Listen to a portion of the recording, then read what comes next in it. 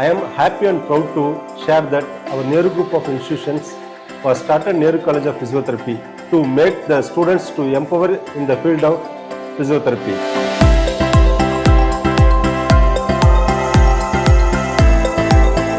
Our college has eco-friendly environment as well as we are having well-experienced faculties with high-equipped classrooms.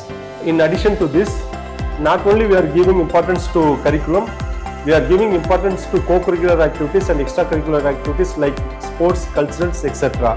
And then coming to scope of physiotherapy, after finishing their 4.5 years duration of course, the student can able to run his own clinic. He can make his own clinic, or otherwise they can work as osteopath, they can work as sports physiotherapist, and they can able to work in the field of pediatrics, geriatrics, obstetrics and gynecology. So my dear students, I welcome you to the world of physiotherapy.